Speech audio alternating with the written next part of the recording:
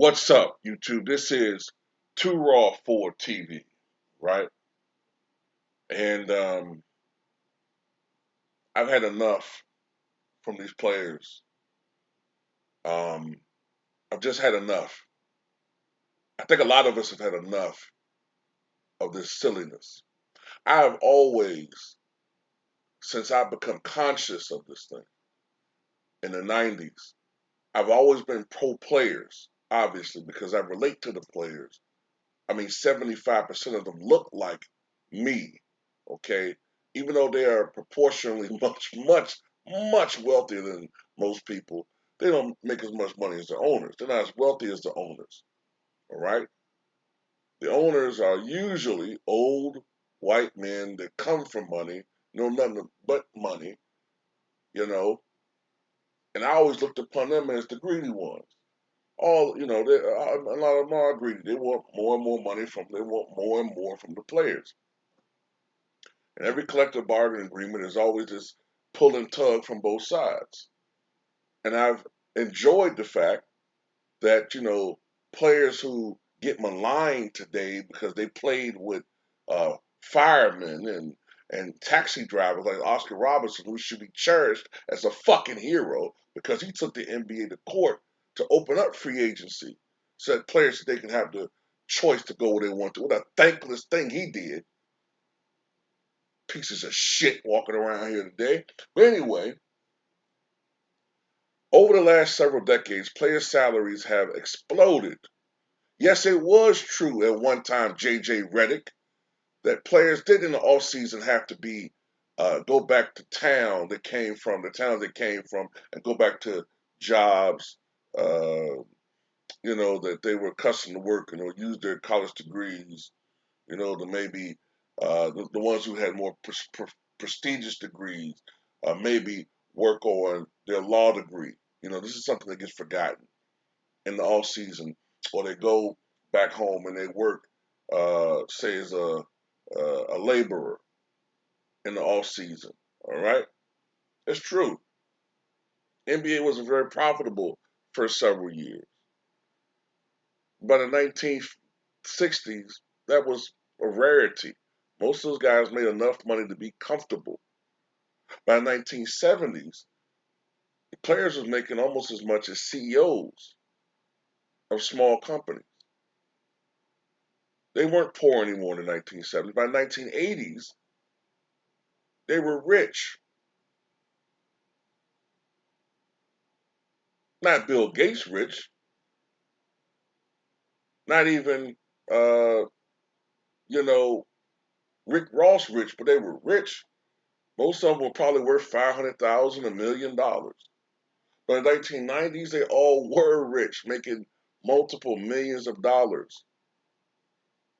And because of the efforts and the way the league has promoted itself, been very successful, great players and exciting basketball action that have drawn in so many fans over the last several decades, it's gotten to the point where these guys are making so much money. I was astonished 5 years ago. I remember I was doing videos. I'm like, why are these guys making so much money? Why are these guys making so much money? These bums. People telling me, look, man, you gotta understand the new collective bargaining agreement, the new salary uh, rates now. These guys are making a lot of money. And it always kind of bothered me a little bit. But I said, you know what, go make your money. But I always feared that what would happen is sometimes, look, we see it in boxers.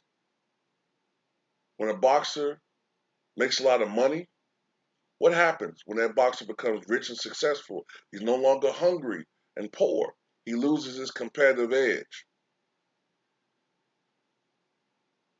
doesn't give his all, gives just enough to get by. And we're starting to see that with these NBA players. Okay? Already they're trying to play less games. For 50 something years, NBA players have played 82 games.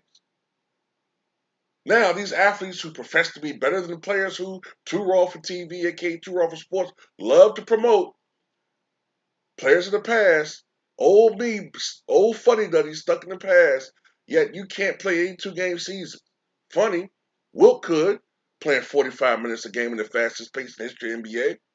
Funny, Bill Russell could, this inferior player, playing 42 minutes per game in his 14-year career, 13-year career, excuse me, in the fastest pace in the history of NBA, 1960s. But these guys today, can't play 33, 34 minutes without their tongue hanging out their mouths.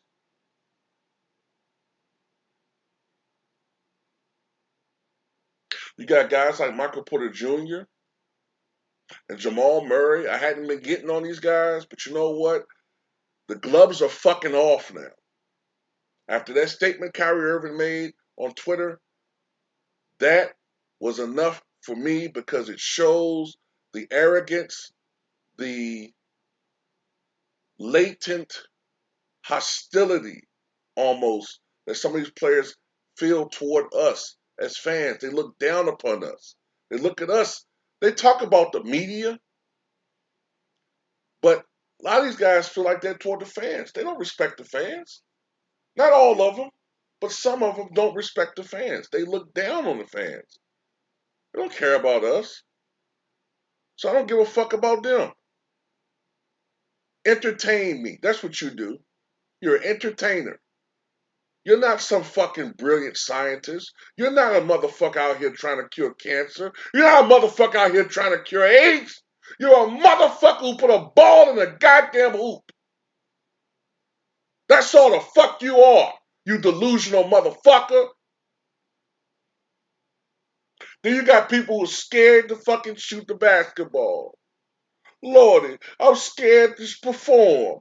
I'm scared to go out there and play. I have psychosomatic fake back pains when I go out there and play. But I can go in the club and do the percolator though.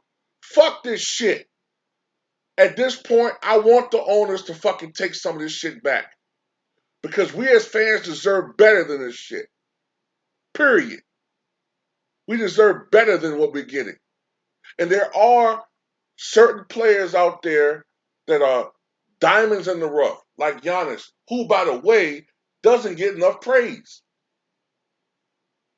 It's funny, though, that the players who are outsiders, Giannis, Luka Doncic, Nikola Jokic, Joel Embiid, isn't it funny how these guys are the best players in the NBA and the ones who are part of the clique, they're the half-assers? But there's the ones that we always praise so much with skill and all this bullshit. Fuck them. It's a time to reassess these players. After this year, we got to reassess these players. And my thing is this: if you can't perform, if you can't get your ass out there, unless you suffer a significant injury, that's totally different. If you can't get out there and you're healthy and play 70 games, I don't compare you to players in the past. If you can't get out there and play at a consistent level, not drop 60 against a bad team, and then when it really counts, you look like a role player. Nah, if you want to be a great player compared with players in the past who played through pain, uh, played at a high level for most of their careers, went out there and performed and did everything they could to help the franchise, who went out there and gave them all that money for the contract. If you can't do that, then you're not a top all-time player. But yeah, this is the first time that I anticipate the players losing some shit, and I think it's due. And it's on there. It's going to be all on them. It's their fault. Not all of them, but enough of them not playing, not giving 100% effort, faking injuries, faking back injuries and mental illnesses, which is hard to prove or disprove, conning organizations out of millions of dollars. I would believe Ben Simmons more, and it's been pointed out by other people too. I'd be more sympathetic toward him if he wasn't trying to be so fucking greedy and recollect money when you didn't even play, bro. Fuck you, man.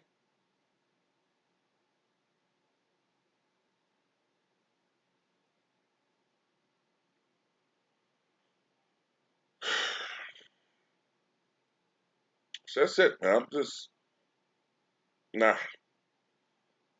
Sick of seeing these motherfuckers act like they think they celebrities. They want to be part of Hollywood. They're on some weird shit. They see themselves as got motherfuckers walking around calling themselves gods like Kevin Durant. Man, get out of here, man. These motherfuckers need to be chopped back down to size. Shit. If we don't fucking go to work, even though I know they're under contract, but hell, even when you're under contract in most circumstances when you don't perform, you can go to court and have the contract broken for breach of contract. So the guaranteed money that you guys been getting, might as well say goodbye to that shit. You gonna call it the Ben Simmons rule. So I'm done. Tell me what you guys think.